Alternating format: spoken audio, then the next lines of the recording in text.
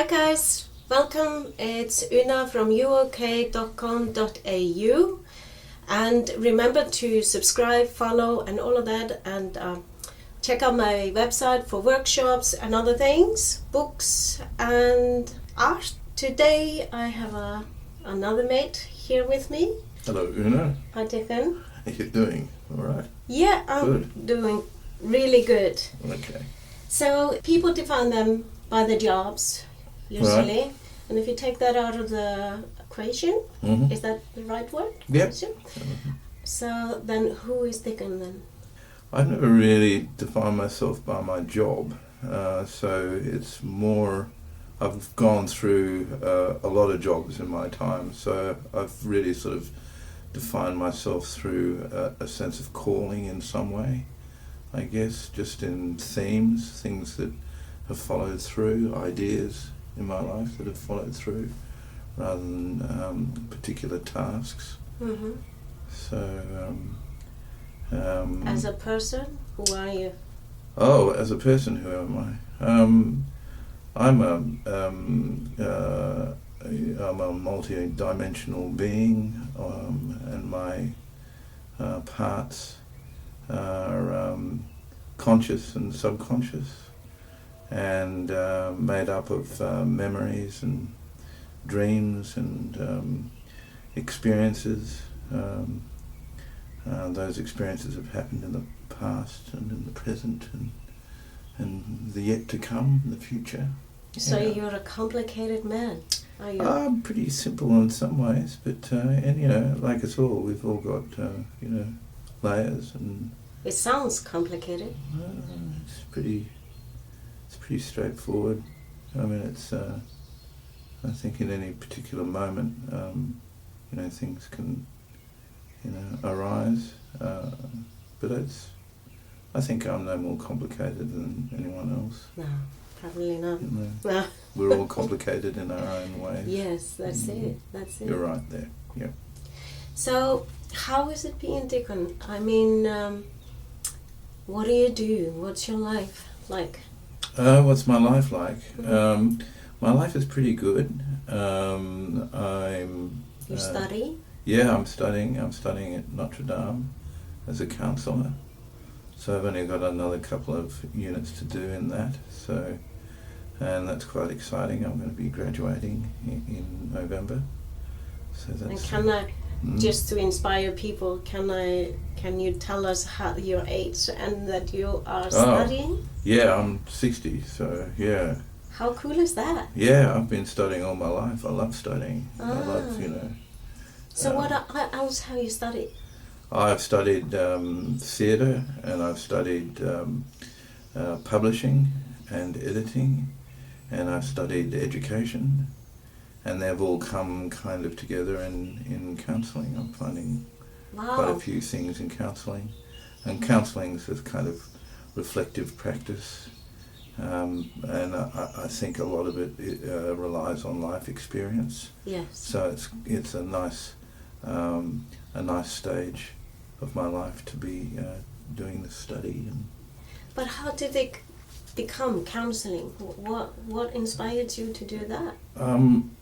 I had a friend of mine, or an acquaintance, and we struck up an acquaintance in at the Horry Long Dog Park. Okay. Which is Yeah. I think you know that pretty well. Yes. So and as things do, we were chatting about stuff, and she was talking about her study, and it was counselling, and there are aspects of it just started to resonate with me or chime, and ringing the bell and going, because I've been thinking, a few years back what I was going to do, because I was heading into my late 50s and thinking 60 is a change, like the zeros are times a change. And I was thinking, what can carry me through into later life? Yes. So, and in education and theatre, it's all about communicating something to someone, you know, Expression. expression and also a kind of education. So, you know, hopefully communicating some kind of, you know, personal experience to someone else. Yes. You know, good teachers, and I think personally, they endow whatever they're teaching with themselves and form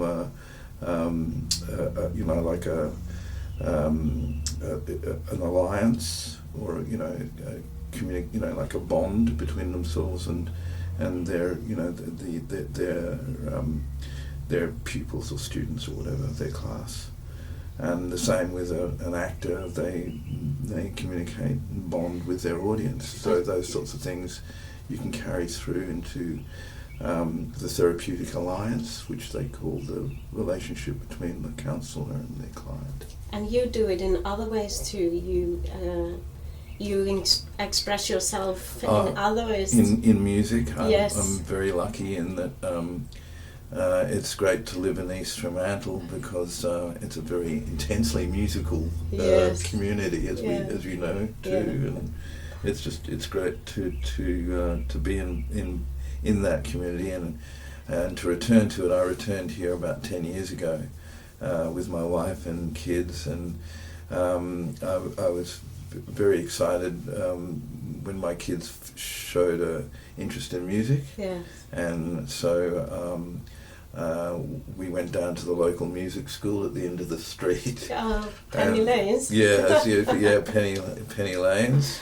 Great school. Yeah. And the girls started there, and I don't know, we just Richard and I started talking about music, and I just kind of bashfully, because he's a rock god, so he's a ledge, and I just, you know, just mentioned that I'd done, you know, played in a couple of bands in the 80s, a long time ago, and he said, oh, that's interesting, and he got me, we started to have a little jam because I played drums.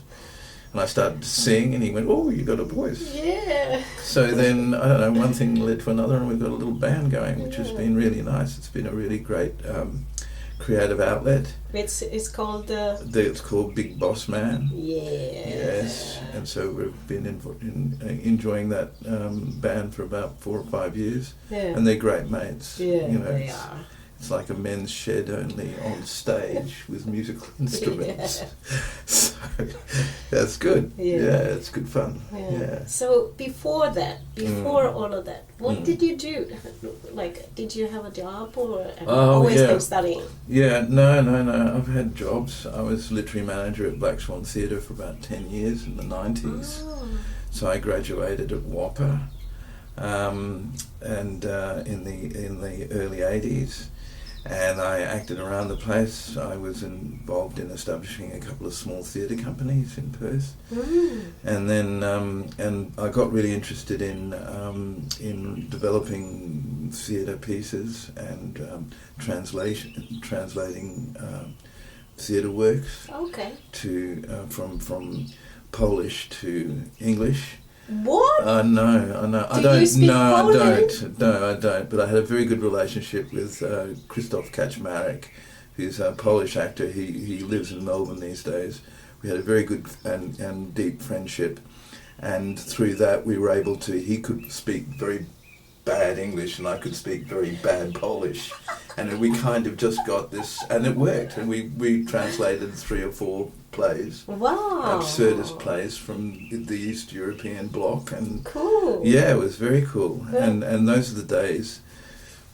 Those were the days in which you could actually have a special projects-based company. There was enough money in the arts and theatre that you could actually create a program outside an annual program. You know, so you didn't need annual funding. Then we were able to piece together, you know, an annual program, and that was with the company was called Theatre Jart, and the other company that I was involved with was called Red Desert Productions, which brought a few plays, American plays, and also Sam Shepard, who is a famous American actor and playwright, very incredibly good playwright. Yeah. Unfortunately, he's died, Mm. but not so long ago, and we premiered here anyway. Andrew Bovell's After Dinner. Andrew Bovell has gone on to a stellar career as a playwright in Australia. So very lucky to do those things. Wow. So cool. we did those. I mean, when I said I was literary manager, I should say that I was that for a couple of years, and then I was resident dramaturg for the rest of the 90s. So I did a lot of work. Creative. Yeah, and I worked with the Festival. I had several plays in the Festival of Perth during the 90s as well. So I'm also curious to know, where are you originally from? Are you from here? Yeah, from Perth. Yeah, and my accent comes from my father, and the Whopper was an English-based drama school at that time. All the teachers were English and sort of encouraged that, and that's just the way I speak. Yeah. Yeah. No, because I've never asked you where you are from. So No, yeah, well. And your family? Yeah, my family, on my father's side, English. Yeah. On my mother's side, West Australian, so they've been here for quite a while. Wow, Yeah. wow. And 10 years here in Frio? 10 years, yeah. I've always been a bit of a Freo boy in that we came back to Perth from Sydney in 1975 when I was 15, 16, and I went to Were several... you doing rock and roll then when you were 15? No, I love rock and roll though. I did. It wasn't too far off that I got my first drum kit, but I loved, the great times. I mean, 1975 was an amazing year for rock and roll internationally anyway. So. And you came from Sydney, you said? We spent 10 years in Sydney. My father was a journalist, so he worked with the ABC, and we were transferred to Sydney, and he was one of the founding journalists involved in Four Corners, the current affairs program. Okay, cool. Cool. So, and he was there for a while, and then we came back. He got a job at Wait, which was Curtin. It is Curtin now, as in film and TV there, and did some commercial documentaries and stuff. And I went to school, so I went to a lot of schools because we were travelling around. So you're creative. It's in your family. Oh yeah. My father's creative. My mother's creative. My mother's a writer. So it was something in the house, and it was a natural thing, part of everyday life was creating things. Yeah. So we have your art piece. So my dream life. Yes, your dream life. Yes. Can you explain a little bit of this? Okay. Well, I'm not a very good artist, but I like writing. So there's lots of writing. Yes, that's all right. In this diagram. So the first thing here. What do you mean by this? Okay. Well, I just was just looking at. I was just looking at the words, like, the phrase "my dream life," and thinking, well, what does that mean to me? And I'm kind of a little analytic in that way, so I was just looking at my, of or belonging to me. So there's me and my are separate. So there's my being separate to me. Yeah. So my dream life is separate to me. Okay. Right. So it's so I'm thinking and then I went. So it's a projection. So it is separate to me, but is it separate to me? I'm not sure. So then I was thinking, we are trying to connect it to you with this. Well, that's where we go, because it's a river. Okay, so we've got a river going through, and that's the feeling of it is that I'm witnessing my dream life, and I'm part of it, but it is separate because. It's not, I don't really know it. I don't know it when it's happening. Yeah. I can dream about it. We were talking about this before. Yeah. Like you can have affirmations and goals, and it is surprising how many times, it comes through. But I'm very aware now in later life that my dream life is my life. Is you it? know, like my experiential life, like being here, you know, like being here with you and being here and just being in the moment here.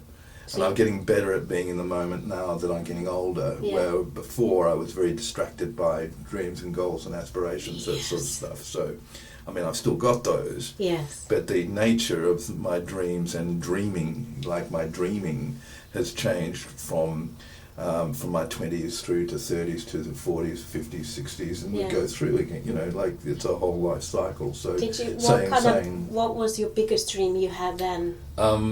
my biggest dream when? Just then when your mind was thinking of... About dreaming? Yes. Oh, possibly my biggest dream in some ways was, I guess I have always had,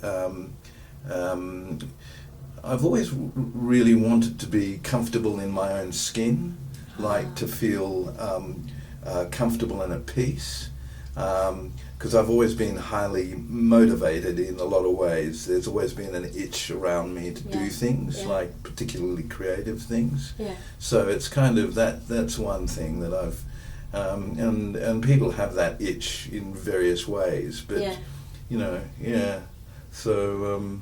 Well, I see what you're saying now, because this is a little bit me that you are. Okay. But I've never thought of it that way. Yeah. It's that simple, though. I feel it's so complicated. Yeah. What you are explaining, like saying that I have so many dreams and I want goals and whatever, and just being comfortable in your own skin. That's it. The I mean, final for me, goal. that's what, you know, and I don't think it was original, but John Lennon's thing, and I'm going to misquote it now, which is life is what's happening while you're busy making other plans. So we dream about things, but what we're doing, and we get a bit of both. I think ideally we get a balance between, you know, we realise those aspirations and things. But we also we're comfortable with the lives we're living. Yes. You know, so you've got your lived life and your aspirational life, and we find a kind of balance between the two. Hopefully, I don't know. In the end. But I was thinking, you know, it was quite interesting because then I went right. So my, and then the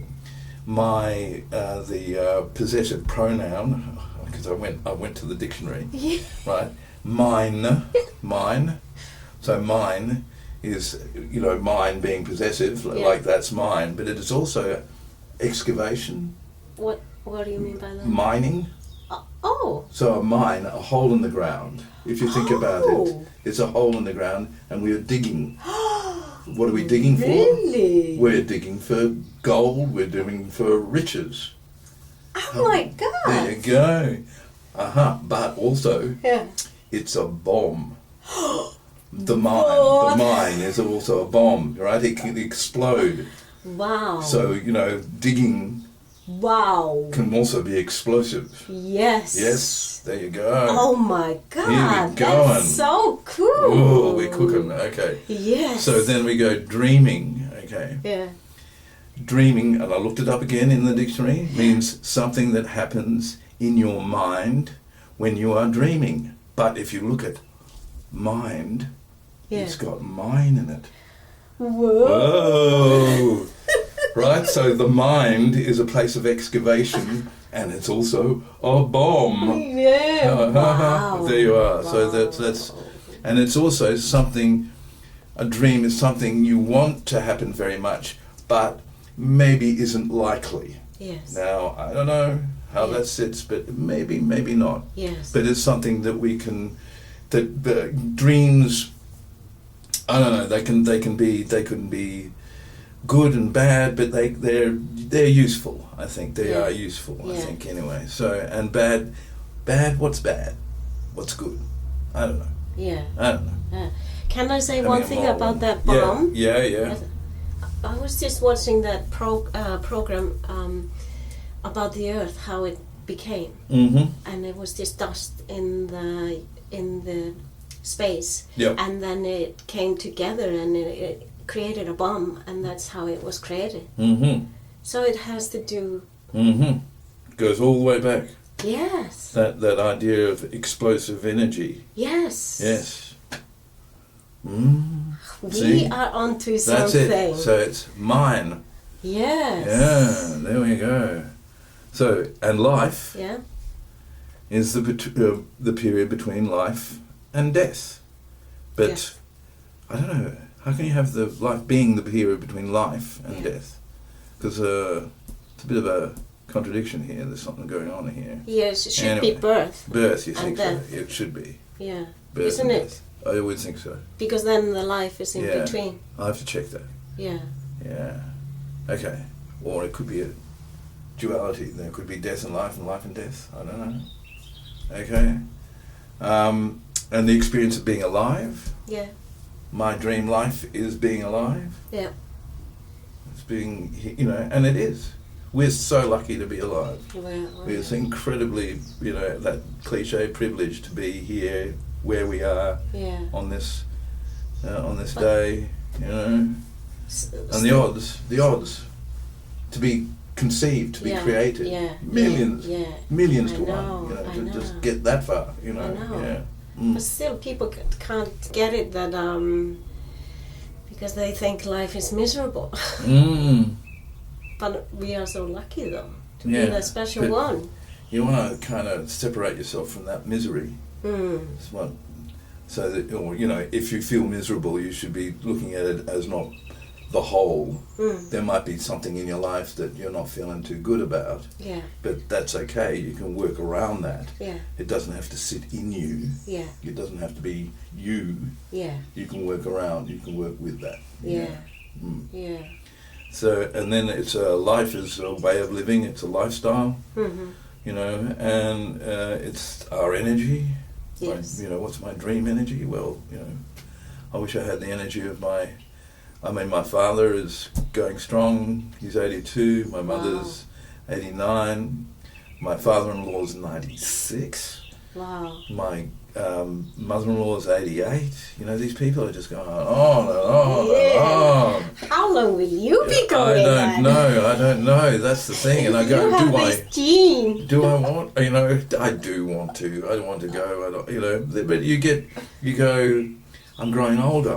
I feel I'm growing. I'm looking in the mirror and I'm seeing changes and I'm feeling changes. Yeah. I'm healthy, but that change is something that's happening, and it's something, whether I like it or not, it's happening. Yeah. And how do I accommodate that change, and how I feel again comfortable in that skin, this new skin. Yeah. The new skin that that's keeps it. going. This minute you're in this skin. Yeah. The next minute you're in a new skin. Yeah, that's it. It's exfoliating all the time. Yes. Mm-hmm. Yeah.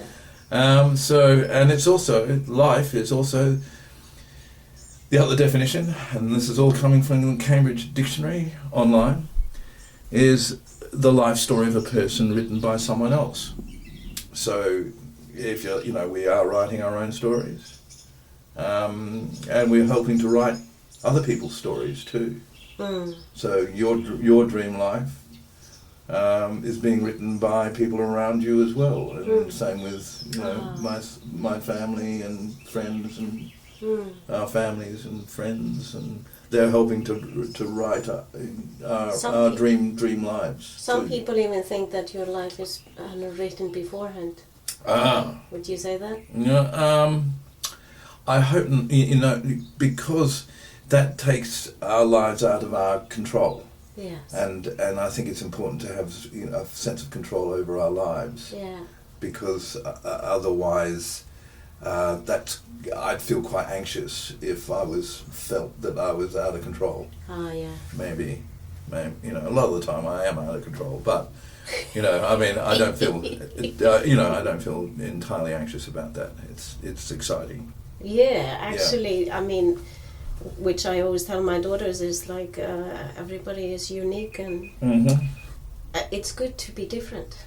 Oh, it's very good to be different, and with I don't know, it's there is a great urge and pressure to conform, to follow the norm. Yeah. Particularly in conservative times, where difference and diversity and aren't valued as much. So I just always say to them how boring would life be if everybody was the same. Yeah, that's it.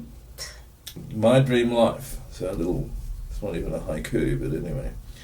So it flows in a mysterious, wonderful way, full of depth and colour, families and friends, and change. Change, yeah. Yeah. So, and that's the metaphor here, the river. The river.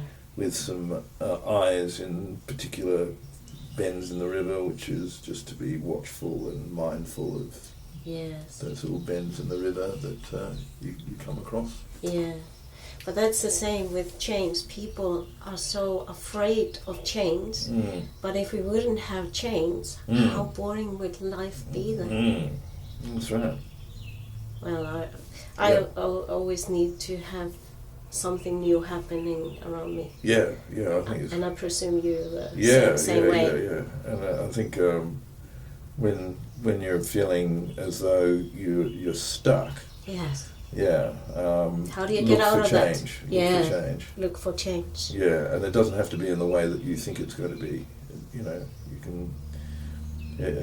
little things can change. Are changing all around us all the time. Look for them. Are you on the path of making your dreams happen? Well, I think they are. I mean, it's again, I'm going through another stage of life right now, so they're on the way. I think I think it's going to need some hard work in some respects. So, but I'm ready for it. Yeah. That's so cool to hear. Thanks, Una. Yeah, Thank you. I mean, good luck with Thank everything. You very much. This is Una from U.O.K.com.au, and again, remember to subscribe, follow, and all of that, and check out my books, my art, workshops, and see you guys later. Namaste.